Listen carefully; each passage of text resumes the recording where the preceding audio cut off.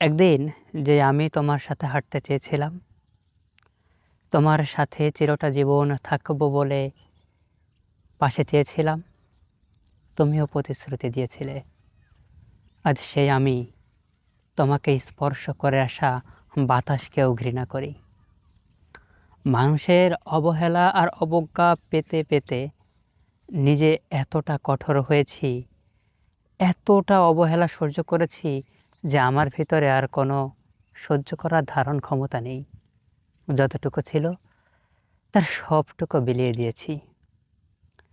একসময় তোমাকে পাশে পাওয়ার জন্য কত আক্ষেপ, কত কি, সব সময় মন চাইতো তুমি পাশে পাশে থাকো। কাছের থেকে এক মুহূর্ত সরলে নিজেকে আর সামলে রাখতে পারতাম না। সারাদিনের ভিতর একটু সময় ব্যস্ততা কাটলেই তোমার সাথে কথা হতো। আজ বহুদিন হয় কথা হয় না, আমাদের তেমন দেখাও হয় না। মনে পড়ে তোমার সাথে ঠিক এরকম মেঠো রাস্তায় হাঁটতে চেয়েছিলাম, যেখানে প্রকৃতি তার সমস্ত কিছু দিয়ে আড়াল তৈরি করে রেখেছিল। পাখির গুঞ্জন আর ধানের বাতাসে দোল খাওয়ার আওয়াজ।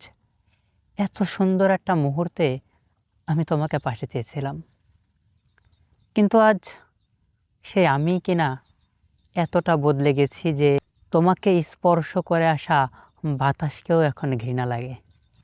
তাহলে বলো, পৃথিবীতে সব কিছুই কি পরিবর্তনশীল নয়? ভাগ্যে কি ছিল তোমায় পাবো নাকি পাবো না সেটা আমি জানি না। তবে সেদিন যদি তুমি একটু সাহস করে আমায় পাশে থাকতে, যদি একটা বার বলতে ভেঙে পড়ো না, আমি তোমার পাশে আছি, তাহলে হয়তো আজকের এই জীবনটা একটু অন্যরকম হতো। চাইলে সেদিন দুজনে মিলে নিজের জীবনকে অন্যভাবে গুছিয়ে নিতে পারতাম।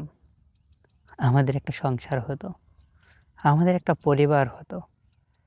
কিন্তু তোমার একটুখানি না চাওয়াতেই সমস্ত স্বপ্নগুলো ভেঙে গেল।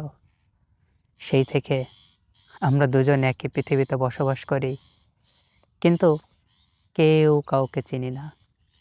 এখন দেখা হলে আমরা বোধহয় খুবই অচেনা। আর আমি চাইও না যে কোনো দিন তোমার সাথে আমার দেখা হোক। যেমনটা পরিচিত হওয়ার আগে ছিলাম, এখনো আমি চাই সেই অপরিচিত হয়েই তুমি বেঁচে থাকো।